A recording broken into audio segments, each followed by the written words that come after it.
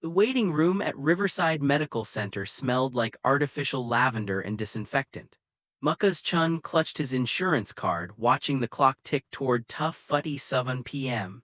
His appointment had been at Tough Fuddy Fuv, 2 minutes late. He hated being late, hated the feeling of being out of control, hated how his anxiety turned routine checkups into ordeals. At 34, Mukkas had perfected the art of appearing calm. His tailored navy blazer helped. So did the careful grooming, the precisely combed dark hair, the clean shave, the subtle cologne. In the corporate world of data analytics where he'd spent the last decade, appearance bought credibility. But here, stripped of professional armor, none of it mattered. Mukka's Chun, a nurse in colorful scrubs, appeared, smiling warmly, her name tag read Istarusk Juzman Istarusk. Right here, he said, standing quickly. She led him through corridors painted the color of oatmeal, took his vitals, blood pressure slightly elevated, no surprise there, and left him alone in the examination room. Mukkas changed into the paper gown and studied himself in the small mirror, dark eyes that looked tired, a face showing the weight of too many late nights. Chukbunchev been prominent since his breakup with David 18 months ago. That relationship had ended not with drama but with slow erosion, the gradual realization that they wanted different futures. Since then, Mukka's life had become efficiently structured: work, gym, dinner alone or with colleagues at restaurants where the noise prevented real conversation. He'd convinced himself this was contentment, that he didn't need the vulnerability of another relationship. The knock interrupted his thoughts. Mukkas, I'm Dr. Uthan Wright. The world shifted. Mukkas would later struggle to articulate what happened in that moment. The man in the doorway was tall, at least 6'2", with an athletic build that suggested morning runs. His skin was warm honey brown, his eyes an unexpected shade of amber, his hair carefully faded at the sides. The white coat was crisp, the stethoscope casual around his neck.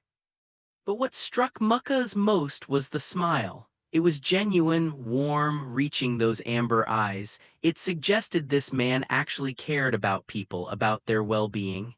In Mukka's experience, doctors smiled because training required it. This man smiled as he meant it.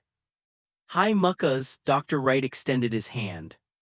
Their handshake lasted a fraction longer than necessary, their eyes holding contact with an intensity that made Mukka's breath catch. The examination was professional, thorough, and utterly mortifying. Mukkas tried thinking about quarterly reports, anything to distract from being vulnerable in front of the most attractive man he'd encountered in years. Any recent health concerns? Dr. Wright asked, listening to his heart. The usual work stress mostly. I hear you. I went into medicine partly to escape corporate life, then discovered you just trade one kind of stress for another. He smiled, checking Mukka's abdomen. Tell me if anything hurts. Nothing hurt, everything felt heightened, the subtle bergamot scent of his cologne, the focused attention, the gentle professionalism. Everything looks good, Dr. Wright said, stepping back. Heart rate excellent, blood pressure elevated, but that's common in medical settings. Do you meditate? I work out mostly to combat stress. You might try mindfulness practice, even 10 minutes daily can make a difference. He made notes on his tablet. How's your social life, good support system? The question caught Mukkas off guard. It suggested Dr. Wright saw him as a whole person, not just a body passing through. I have colleagues, Mukkas heard himself say, friends, though I don't see them much. Dr. Wright nodded thoughtfully. Relationships are crucial for health, not just romantic ones. People need connection as much as exercise. He set down the tablet. Your blood work looks fantastic, by the way. Mukkas felt unexpected warmth at the praise. One more thing, Dr. Wright's tone shifted, becoming more personal. I'm going to be transparent with you. Your blood pressure elevation, I don't think it's clinical. I think you're carrying tension somewhere deep. Want to tell me more about what's going on? Mukkas looked at this beautiful, competent, genuinely caring man and felt his carefully built walls develop hairline fractures. The last person who'd asked him to really talk had been his therapist, and even he discussed work problems rather than feelings. I'm Mucka's paused, I'm okay, or I've convinced myself I am. Dr. Wright's expression softened. He pulled up a chair, sitting at eye level, a small gesture that demolished clinical distance. Those are sometimes the same thing, he said quietly. The convincing becomes so practiced we forget there's a difference. Something in Mukaza's chest cracked open. He looked away, afraid his eyes might betray months of accumulated exhaustion. I had a relationship that ended about 18 months ago, Mukaz said slowly. I've been efficient since then, work, exercise, everything on schedule. That sounds lonely. There was no judgment in his voice, only compassionate observation. It's safer, Mukaz admitted. Dr. Wright was quiet for a moment. Safety is important, but so is living. When Mukaz left 45 minutes later, he had a prescription for blood pressure medication he didn't need and meditation recommendations. But what he carried was the image of Dr. Wright walking him to the door, briefly touching his shoulder, saying, "Take care of yourself, Mukaz, reach out to your friends, let people in a little." That night, for the first time in 18 months, Mukaz didn't work late. He sat watching sunset paint his apartment walls gold and amber, thinking about a man with kind eyes who'd seen through his armor. He thought about what it might mean to really live rather than just exist. He made it exactly 7 days before calling back. Riverside Medical Center, this is Jasmine. Hi, I'm calling to clarify something about my recent appointment. The doctor mentioned following up on my blood pressure. Should I schedule that? It was transparent, and Mukaz was muddified by his own obviousness. But the part of him that had awakened during his appointment with Dr. Wright didn't care.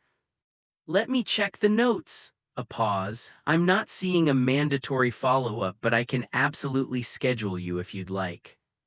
Maybe a week from now, same time. When he hung up, Mukaz felt like a teenager engineering a chance meeting. A 34-year-old professional conducting himself with high school subtlety. But over the next 7 days, something shifted. He tried meditation using a guided app. He called colleagues he actually liked and suggested drinks. He started saying yes to invitations instead of fabricating excuses to work late. Life began tasting less like obligation and more like possibility. And beneath it all, like an undertow, was the anticipation of seeing Dr. Wright again. The second appointment came on a Thursday that felt engineered by the universe to be perfect. Cool autumn weather, golden light, the kind of day that made being alive feel like a gift. Marcus, Jasmine greeted him like an old friend, back so soon. Just wanted to follow up on the meditation, the blood pressure stuff. Jasmine grinned, and Marcus realized with mortified certainty that she knew exactly what was happening. When Dr. Wright entered the examination room, his smile was delighted. "Marcus, back so soon, everything all right?" "Actually, yes, better. I took your advice about meditation. I've been spending more time with friends." Dr. Wright's whole face transformed with pleasure. He pulled up the chair again, that gesture becoming familiar, something Marcus looked forward to. "That's excellent. How are you feeling?" "Better, more present." They talked for nearly 20 minutes about meditation practices, loneliness in the modern age, and how even people with good lives could find themselves isolated without intention. It was the kind of conversation Marcus never had any more real, vulnerable, honest. Dr. Wright listened the way people rarely did, like what Marcus said genuinely mattered. "There's a meditation group at the community center," Dr. Wright said. "I actually go sometimes on Tuesday evenings. Friendly group. If you ever want to try it with others instead of just the app, it's a good environment." Marcus's heart rate elevated. "Maybe I will." "Tuesday at 7, community center on Maple Street. I usually grab coffee with some people after if you want to join." It wasn't quite an invitation carefully wrapped in group context, something deniable. But underneath, Marcus understood what Dr. Wright was offering, an opportunity. "I'd like that," Marcus said. Dr. Wright smiled, then seemed to remember his professional role. "Well, everything looks great. Keep up with the meditation, keep spending time with people you care about." He paused. "We'll see you at your regular appointment in 12 months, unless something changes." "Unless something changes," Marcus repeated. But everything had already changed. Marcus arrived at the community center with his heart in his throat, catastrophic scenarios cycling through his mind. What if Dr. Wright hadn't meant it? What if this was just standard doctor-patient kindness? Dr. Wright sat on a meditation cushion, eyes closed, peaceful in the soft light. He opened his eyes as Marcus entered and smiled in a way that suggested he'd been waiting, genuinely glad Marcus had come. The meditation group was led by a serene woman named Patricia. Marcus spent approximately 30 of the 45-minute session acutely aware of Dr. Wright's presence 2 cushions away, his breathing, the peaceful expression, the focus of someone for whom meditation was a meaningful practice, not a wellness trend. Afterwards, 7 people walked to a nearby coffee shop. Dr. Wright naturally positioned himself next to Marcus, and by the time they sat at a high-top table with drinks, Marcus felt like he was floating, amazed this was actually happening. "So you're a data analyst?" Dr. Wright asked. "Analyst, manager, strategist, depends on the day. I help companies understand their data and make better decisions." "That's incredible. We could use that in healthcare. I spent my first 5 years out of med school doing everything by instinct when I'm sure data-driven strategies could have helped patients more effectively." They talked through the evening, the kind of conversation where hours disappear because the connection is genuine. They discussed medicine and data, philosophy of helping people and their families. Dr. Wright's parents were first-generation immigrants from Ghana, his father a physician, his mother an engineer. They talked about education, paths, and choices.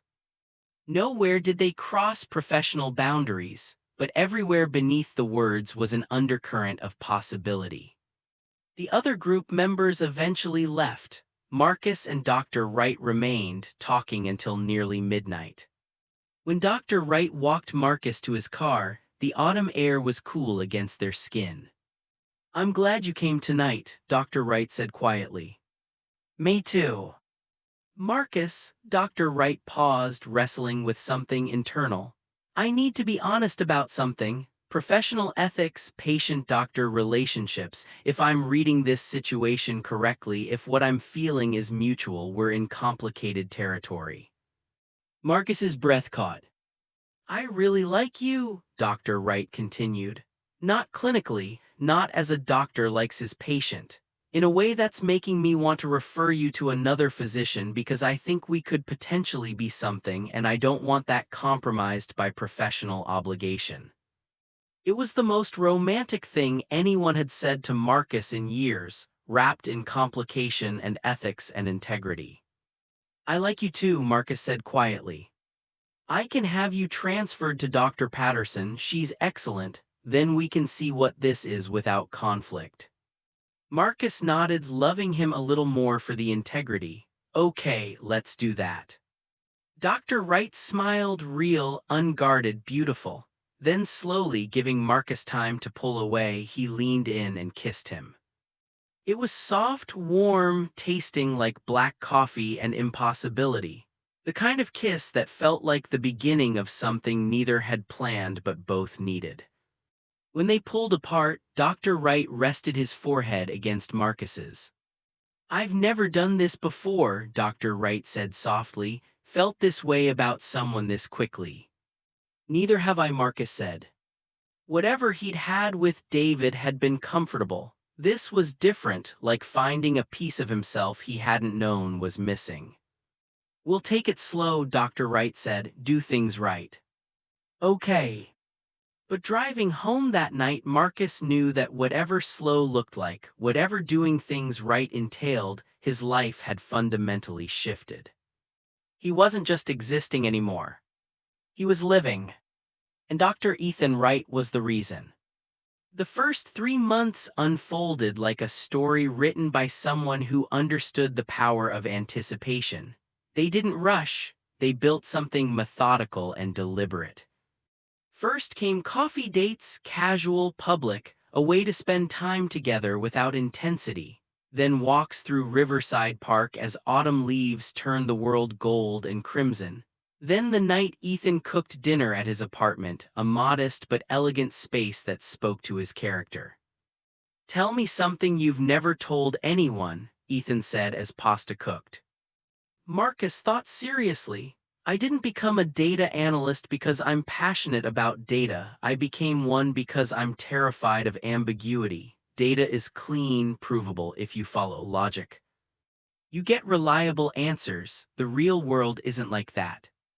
Ethan stirred the sauce, considering this. "That makes sense. You were trying to make life less scary by reducing it to manageable pieces." "Exactly. It worked for a while, but it also meant I stopped really living. Just kind of arranged my life like spreadsheets." "Until you get an annual physical," Ethan said with a smile. "Until my doctor told me I was lonely," Marcus corrected. Ethan set down the spoon and pulled Marcus close. They'd kissed many times since that first night, but it still sent electricity through Marcus's entire body.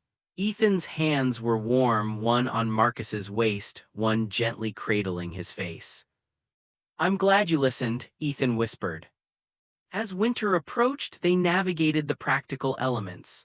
They met each other's friends. Ethan introduced Marcus to his meditation circle, where Patricia took one look at them together and said, "Oh, good, I'm so glad that worked out. I could see it from a mile away." Marcus introduced Ethan to work colleagues, watching with secret satisfaction as they registered that Marcus had somehow acquired an exceptionally attractive boyfriend who was also smart and kind. By December, they'd moved from dating to partnership. Ethan had a key to Marcus's apartment. Marcus had learned Ethan's coffee order, his favorite songs, the way his face softened when talking about patience, and the particular vulnerability when he spoke about his parents' expectations for him to marry a woman and give them grandchildren.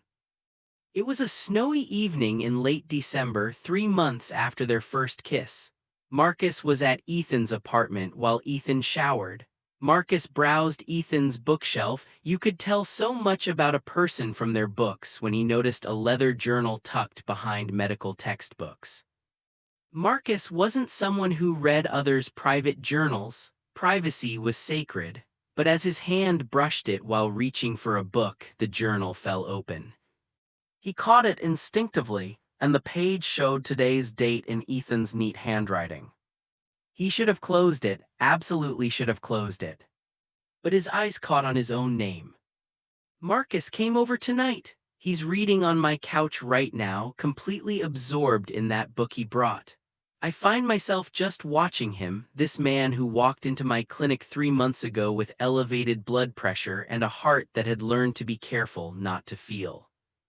And now he's here, smiling at something in that book, and I'm thinking about forever. Not carefully, in a completely terrified, certain way. I never thought I'd feel this, never thought I'd want someone to build a life with, someone to come home to, someone whose presence makes everything feel right." Marcus's hands trembled.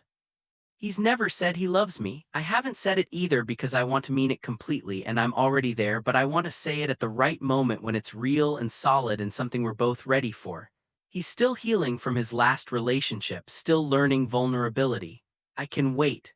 I can be patient. I can wait for him to understand this is real." Marcus stood frozen, heart performing an irregular rhythm that would concern the medical profession. Only N was when he wasn't busy being the man Marcus was falling in love with. "Marcus!" He turned to find Ethan in the doorway, damp from the shower. Color drained from his face as he registered what happened. "I'm sorry," Marcus said quickly. "It fell. I wasn't looking for it. I didn't mean to." "It's okay," Ethan said, but he sounded uncertain. It's not, it's your private journal. I violated your privacy. Ethan came further into the room, vulnerable in a way Marcus rarely saw him, no longer wearing the doctor's authority, just Ethan, scared he'd been too much too fast. What did you read? Ethan asked quietly. Marcus could lie, but Ethan deserved honesty. Enough to know that you think about forever with me, that you love me. Ethan's expression crumpled. I wasn't trying to pressure you. I know you needed time and I wasn't going to say it until you were ready. I'm ready, Marcus interrupted. Ethan stopped mid-sentence. What? I've been ready for about a month. I was just terrified. Because loving you means being vulnerable, means being someone who can be hurt. I spent so long convinced control was the same as safety. He set the journal down carefully. But 3 months ago I walked into a clinic for an annual physical and my doctor told me I was lonely and he was right. And then that same doctor became the person teaching me how to live, how to be in the world instead of just observing it from a distance. Ethan watched with such intensity, such hope. I love you, Marcus said. The words felt enormous and simple simultaneously. I should have said it already, but I'm saying it now. I love you, Ethan. Ethan closed the distance and kissed him with everything he'd been holding back. It was soft and deep, tasting like relief and certainty and promises. When they broke apart, Ethan rested his forehead against Marcus's, breathing like he'd run a great distance. Say it again, Ethan whispered. I love you. Again. I love you. Ethan smiled. I love you too. I have for months. I'll love you for the rest of my life if you'll let me.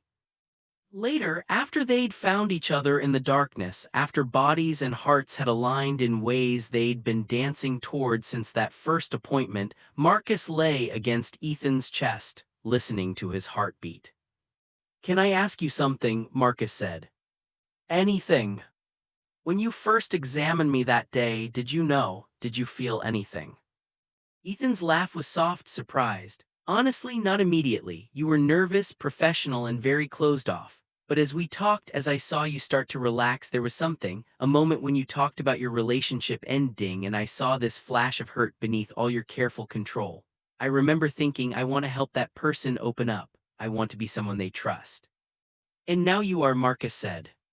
Now I am, Ethan agreed. 6 months later, Marcus walked into Riverside Medical Center on a warm June afternoon, carrying the leather journal that had started this chapter of their story.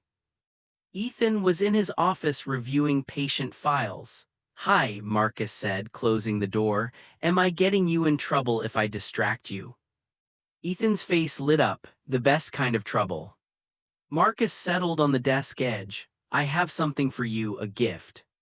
He handed Ethan a box wrapped in elegant silver paper. Inside was another journal, unmarked and waiting, but there was also a small envelope. Ethan opened it to find a card with 2 words in Marcus's careful handwriting, your turn. I want you to write about us, Marcus explained. All of it. How did you feel when I walked into your clinic? What did you think about me, about us? And then I'll do the same. We'll keep these journals and some Ede when we're old and the days blur together, we can remember exactly how this felt, how we found each other. Ethan stood and pulled Marcus into a kiss that was gentle and reverent, full of love and promise. Marry me, Ethan said. Marcus laughed. It's supposed to be a question. Marry me, Ethan amended, laughing too. Yes, Marcus said, yes to that, yes to the journals, yes to all of it. As they held each other in that small office in Riverside Medical Center, Marcus thought about the incredible fortune of timing, of walking into the right room on the right day and finding not just medical care, but someone who saw him, really saw him and loved him anyway. A doctor who'd helped him heal not through medication or diagnosis, but through genuine human connection. The doctor couldn't believe his eyes during that first checkup, Marcus thought, because he was looking at someone who'd learned to keep his heart closed. And I couldn't believe my eyes either because I was looking at the person who would teach me how to open it again. The drive to Dr. Patricia Wright's house took 2 hours, and Marcus spent most of it trying not to let his anxiety show. Ethan reached over and squeezed his hand.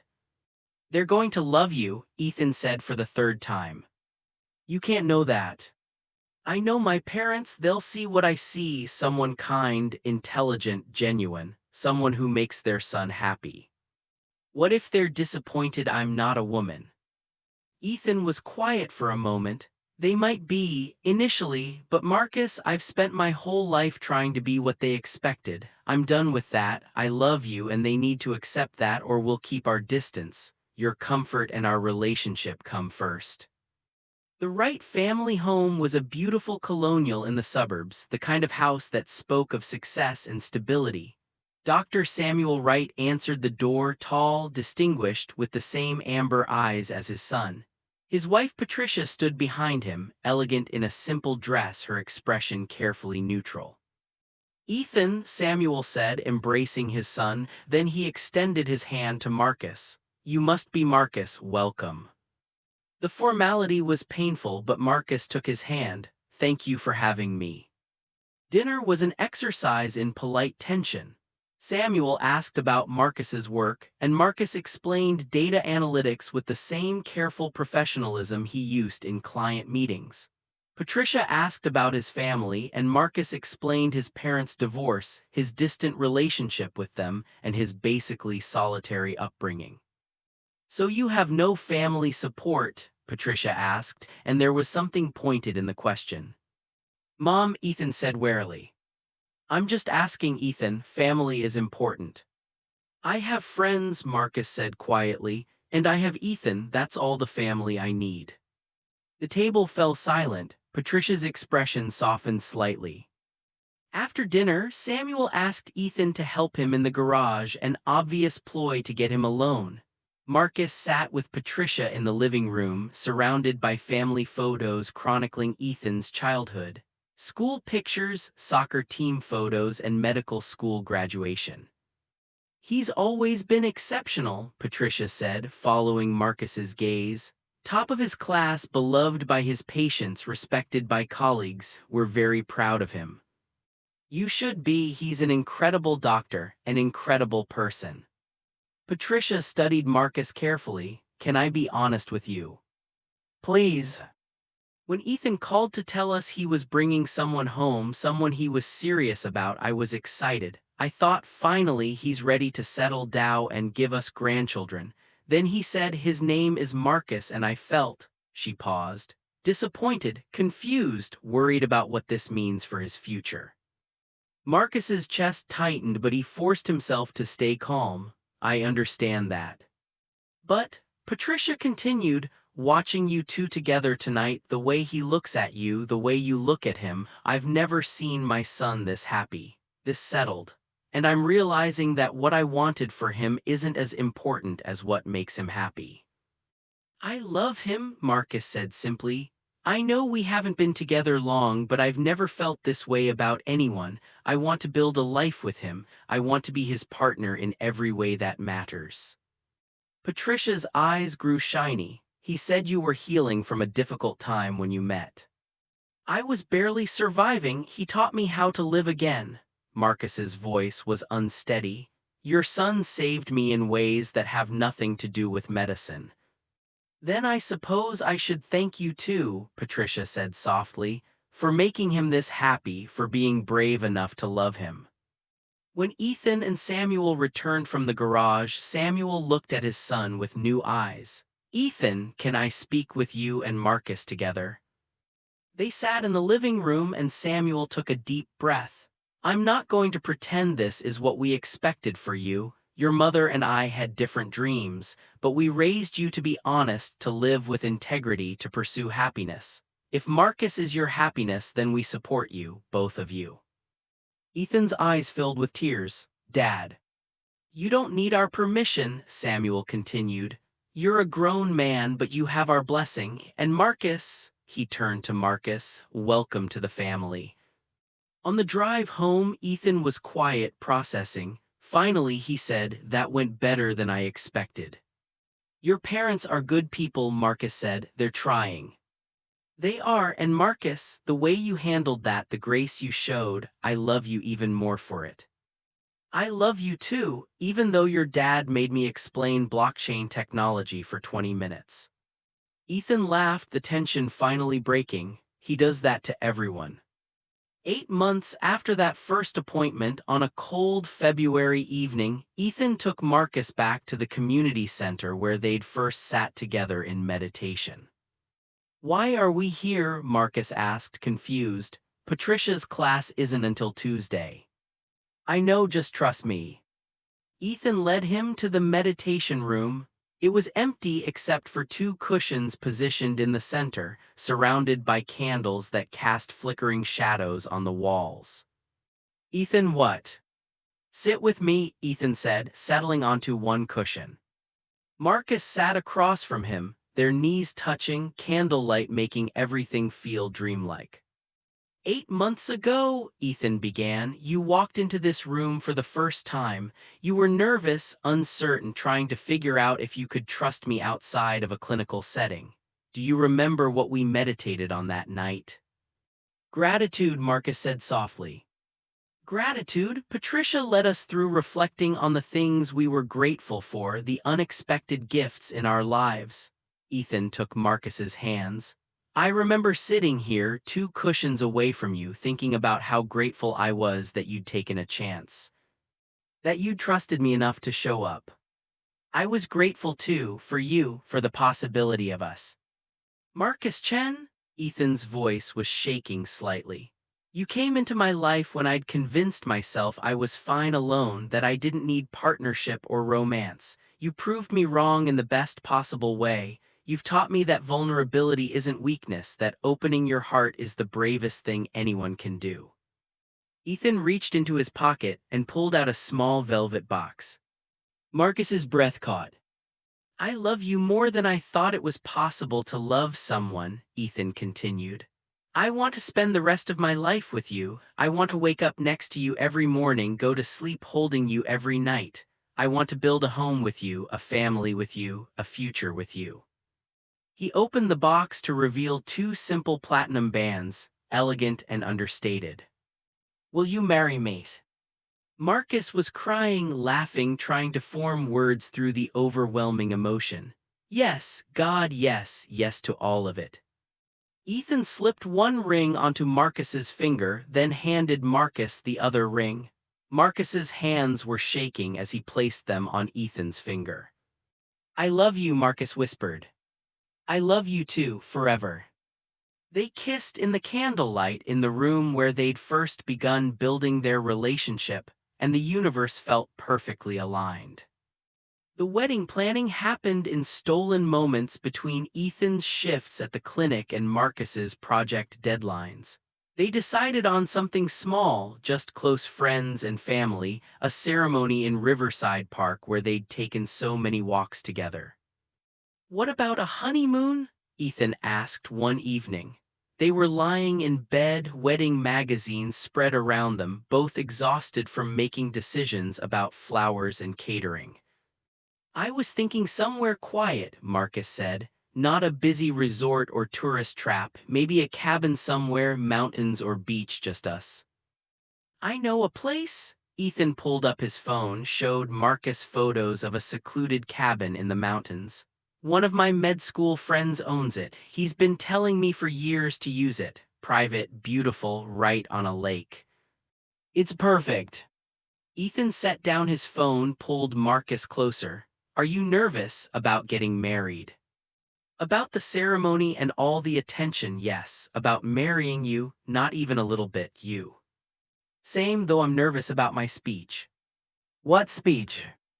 "The one where I thank everyone for coming and explain how a routine physical examination changed my entire life." Ethan smiled. "I've been writing it in my journal, the one you gave me." "Can I read it?" "Not until after the wedding. I want it to be a surprise." They'd been keeping their journals faithfully, recording moments, feelings, the small daily details that made up a shared life. Marcus wrote about the morning Ethan made him breakfast in bed. Ethan wrote about the night Marcus stayed up with him through a difficult case, just being present. They documented fights and reconciliations, laughter and tears, the gradual interweaving of two separate lives into one shared story. "I've been thinking," Marcus said carefully, "about what comes after the wedding, long-term plans. Like, like maybe buying a house together, something that's ours, not your place or mine, somewhere we can really build a life." Ethan propped himself up on one elbow, looking down at Marcus with such love it made Marcus's chest ache. "I'd like that, I'd like it very much. What else?" "Maybe," Marcus hesitated. "This might be too fast, but maybe eventually kids. I never thought I wanted them, but with you, I keep imagining it. Teaching them to paint, watching you teach them about medicine and compassion." "You want kids?" Ethan's voice was full of wonder. "With you, yes, not right away. We should have some time, just us first, but someday." Ethan kissed him deeply. Someday sounds perfect. The morning of the wedding, Marcus woke in his own apartment. They'd spent the night apart for tradition's sake, though both had complained about it. His phone showed a text from Ethan sent at 6 a.m. "Good morning, almost husband. Can't wait to marry you today. I love you." Marcus smiled, texted back, "I love you too. See you at the altar." His best friend from work, Jennifer, arrived to help him get ready. She'd become his closest friend over the past year, drawn into his life by proximity and staying through genuine affection. "You're getting married?" she said, helping him with his tie. "I still can't believe it. A year ago you were a workaholic hermit and now you're marrying a gorgeous doctor who looks at you like you hung the moon." "I know, it's surreal." "It's beautiful, and Marcus, I'm really happy for you. You deserve this." The ceremony was at sunset in Riverside Park, under an arch decorated with white roses and ivy. 50 people sat in chairs arranged in a semicircle. Ethan's parents, Marcus's mother who'd flown in from California, friends from the meditation circle, colleagues from both their workplaces, Patricia the meditation instructor dabbing her eyes before the ceremony even started. Marcus stood at the altar with Jennifer beside him as his best woman, watching the path for Ethan to appear. When he did, Marcus's breath caught. Ethan wore a perfectly tailored charcoal suit, his amber eyes bright with unshed tears, walking toward Marcus like he was the only person in the world. His father walked beside him, and when they reached the altar, Samuel embraced his son, whispered something in his ear, then shook Marcus's hand warmly. The officiant, a friend of Ethan's from medical school, began the ceremony. "We're gathered here today to witness the marriage of Ethan and Marcus, two people who found each other in the most unexpected way and built something extraordinary. Ethan has asked to say a few words before we begin." Ethan took Marcus's hands, his voice shaking slightly as he spoke. "A year ago, Marcus walked into my examination room for a routine physical. I saw a man who was successful, composed, completely in control. But as we talked, I saw beneath that someone who was lonely, someone who'd forgotten how to let people in, someone who needed to remember how to live." He squeezed Marcus's hands. "What I didn't expect was that he would teach me the same lessons. You showed me that strength isn't about being invulnerable, it's about being brave enough to be vulnerable. You taught me that love isn't a weakness or a distraction, it's what makes life worth living. You make me want to be better, do better, love better." Tears were streaming down Marcus's face now. "I can't promise we'll never fight or struggle or face hard times," Ethan continued. "But I can promise I'll always choose you, always show up for you, always love you with everything I have, today, tomorrow, and every day after." The officiant turned to Marcus. "Your turn." Marcus took a shaky breath. "I don't have a prepared speech, but Ethan, you saved my life. Not dramatically, you didn't pull me from a burning building or anything. You saved me by seeing me, by caring enough to ask real questions, by teaching me that safety and living aren't mutually exclusive." He smiled through his tears.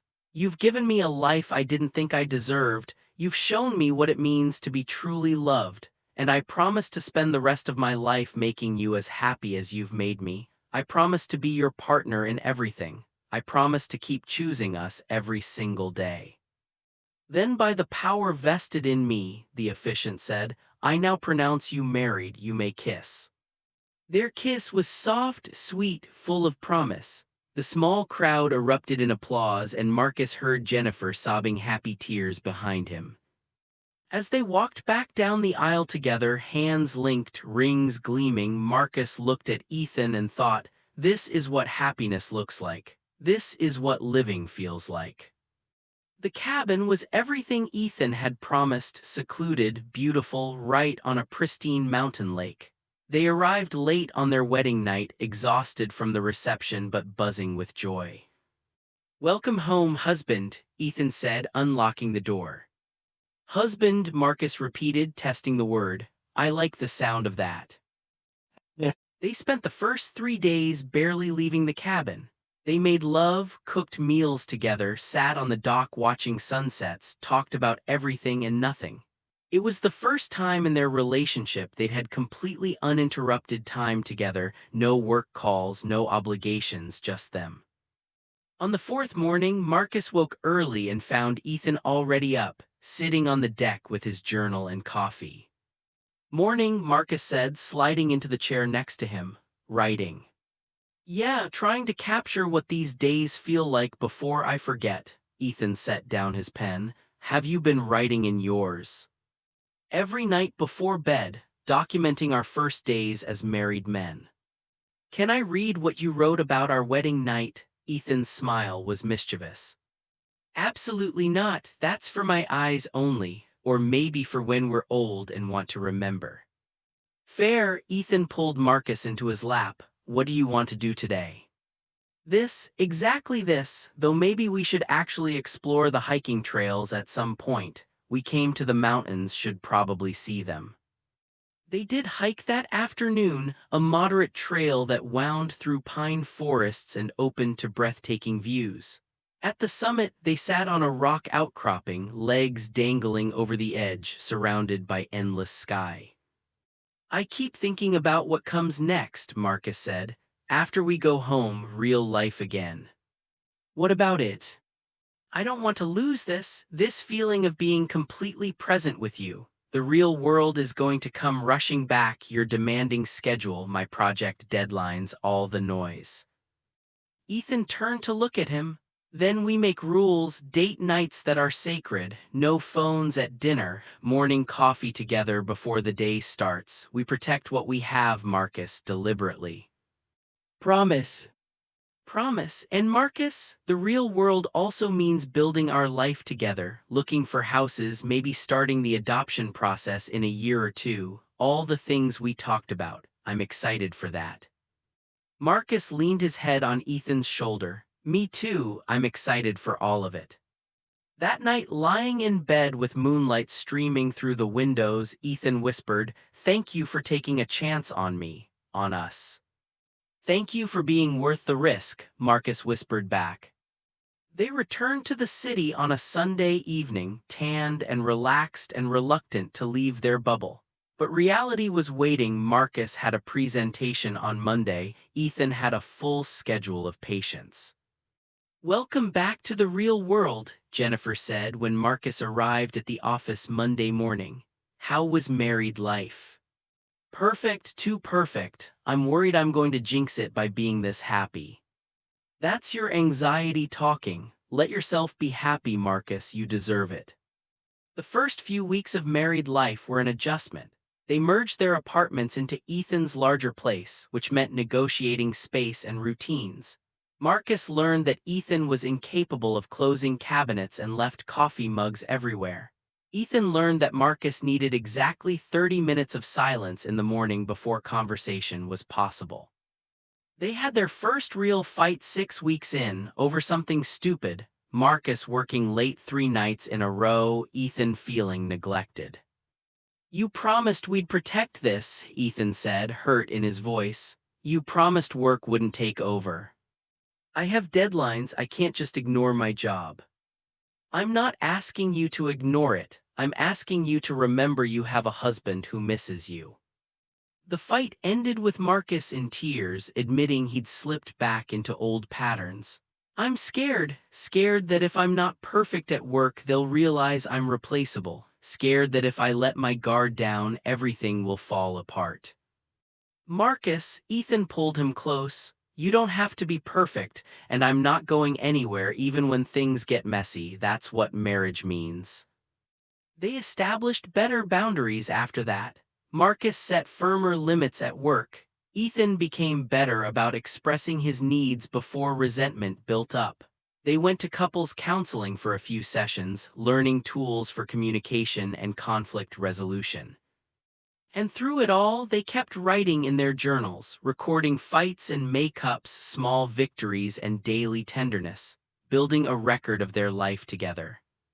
On their first anniversary, they went back to Riverside Park for a picnic at sunset, sitting in the exact spot where they'd gotten married a year earlier.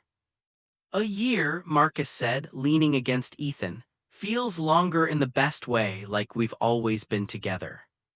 I know what you mean. Ethan pulled out two wrapped packages. I got you something. We said no gifts. I lied, open yours first. Marcus unwrapped it to find a leather-bound book, a compilation of Ethan's journal entries from their first year of marriage, professionally printed and bound. The cover read, Our First Year, Ethan's Perspective. Marcus's eyes filled with tears as he flipped through pages, seeing Ethan's handwriting immortalized. Your turn, Marcus said, handing Ethan his package. It was the same Marcus's journal entries from the year, bound beautifully. Our first year, Marcus's perspective. So we can read each other's experiences, Marcus explained. See this year through each other's eyes. They spent the evening reading passages aloud to each other, laughing at different memories of the same events, crying at the tender moments, marveling at how two perspectives wove together into one shared story. Listen to this, Ethan said, reading from Marcus's journal. March 15th, today Ethan came home exhausted from a 12-hour shift. He still asked about my day, still listened when I complained about my boss. He was dead on his feet, but he made time for me. This is what love looks like, not grand gestures, just consistent showing up. I remember that day, Marcus said softly. You fell asleep mid-conversation on the couch. I did, and you covered me with a blanket and let me sleep. You wrote about that too. Ethan found the passage. I watched him sleep and thought about how lucky I am, how this brilliant, compassionate man chose me, how he keeps choosing me every day. They sat in comfortable silence for a while, then Ethan said, I have one more surprise. I found us a house. Marcus sat up. What? Well, I found a house I want you to see. I've been looking for months and I finally found one that feels right. It's got space for your art studio, a garden where we could put in a meditation area, and it's in a great school district for, he trailed off meaningfully. For kids, Marcus finished. Ethan, are you saying? I'm saying I'm ready if you are to start the adoption process, to build the family we talked about. Ethan took his hand. What do you think? Marcus kissed him, pouring a year's worth of love and gratitude and joy into it. I think we should go look at that house. I think we should start planning our future. I think I'm the luckiest man alive. So am I, Ethan said. So am I. Dr. Marcus Chenwright stood in the doorway of his art studio, watching his 5-year-old daughter Maya paint with the same intense concentration he brought to his own work. Their 3-year-old son, James, was helping by adding handprints in random places. Daddy, Maya called, look what I made. Marcus walked over to see a painting of their family, 4 stick figures holding hands in front of a house. Above them, she'd painted a bright sun and written in wobbly letters, Family Asterisk. It's beautiful, sweetheart. Papa's going to love it. Is Papa almost home? Should be here soon. He had a late appointment. As if on cue, Marcus heard the front door open. I'm home. Where are my favorite people? Papa, both kids shrieked, abandoning their art to run toward Ethan's voice. Marcus followed, finding Ethan in the hallway, suit jacket already off, scooping both children into his arms. "How was your day?" Marcus asked, kissing Ethan hello. "Long, rewarding, but much better now." Ethan set down the kids. "Why don't you two go wash those paint hands and we'll have dinner?" After dinner, after baths and stories and tucking in two exhausted children, Marcus and Ethan collapsed onto their couch with glasses of wine. "Hard to believe," Ethan said, "that 5 years ago we were newlyweds, now we're parents." "Best decision we ever made," Marcus said, "even when James puts Cheerios in the DVD player." "That was creative problem solving. He wanted to feed the movie." Ethan smiled, then pulled out his phone. "I've been thinking about something. Remember those journals we gave each other on our first anniversary?" "Of course." "What if we did that again? Compile the last 5 years, create volumes for each phase of our life. And then someday we can give them to Maya and James. Show them how their parents fell in love, built a life, created a family." Marcus felt his eyes grow warm. "That's perfect. They can read about how their dad saved their papa's life with a routine physical exam. And how their papa taught their dad what it means to really live." Ethan pulled Marcus close. "I love our story, Marcus, every chapter." "Me too, even the hard parts." "Especially the hard parts, they made the good parts possible." They sat in comfortable silence, the house quiet around them, 5 years of marriage and love and deliberate choices settling into their bones like contentment. "Hey Marcus," Ethan said softly. "Yes." "Thank you for being late to that appointment, for walking into my examination room, for taking a chance on me." "Thank you for seeing me," Marcus said, "really seeing me when I'd forgotten how to see myself." "Always," Ethan promised, "I'll always see you." And as they sat together in their home, surrounded by evidence of the life they'd built, children's toys and family photos and journals documenting their journey, Marcus thought about that anxious man who'd walked into Riverside Medical Center 5 years ago, terrified and lonely and barely surviving. That man would never have believed this was possible, this happiness, this family, this love. But it was possible, it was real. And it started with one appointment that changed everything.